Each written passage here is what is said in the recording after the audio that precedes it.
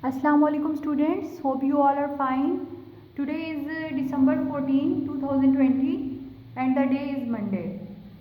हम लोगों का यूनिट 5 यूनिट 4 कंप्लीट हो चुका था. Today we have to start our last chapter of this term, unit 5, which is the movement of the earth. ये part 5 का है, the earth and space.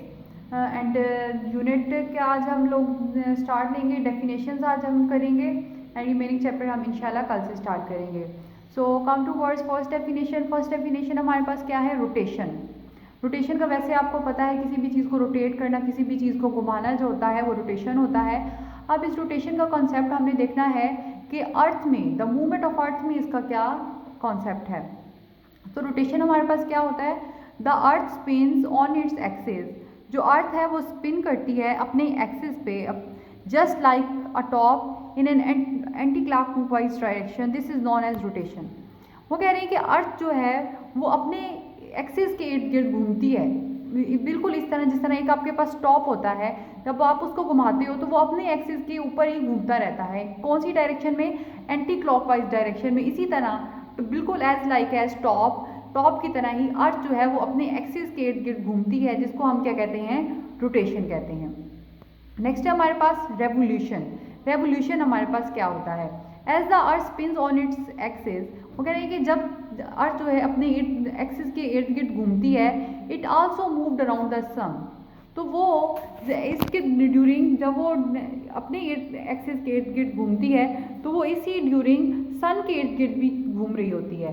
This movement is known as revolution. इस movement को हम क्या कहते हैं? Revolution कहते हैं. थर्ड है हमारे पास हेमिस्फीयर.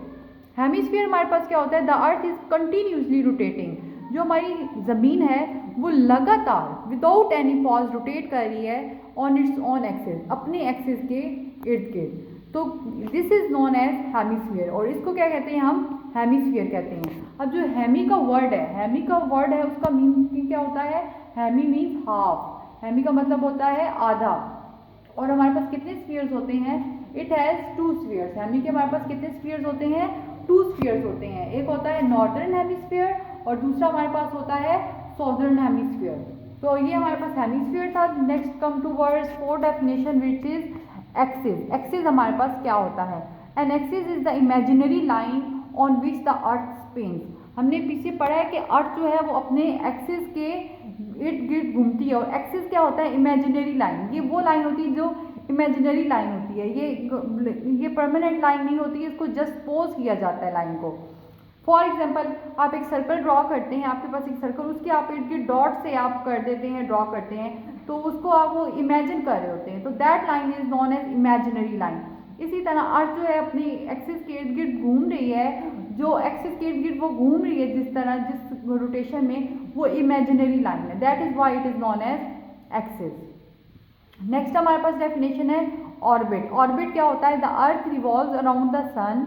जो हमारी अर्थ है वो रिवॉल्व करती है, सन के इर्द गिर्द रिवॉल्व करती है. और जो मून है, and the moon revolves around the earth. और मून के रिवॉल्व किसके इर्द गिर्द कर रहा है? अर्थ के इर्द गिर्द. This is known as orbit. Earth किसके रिवॉल्व कर रही है? सन के.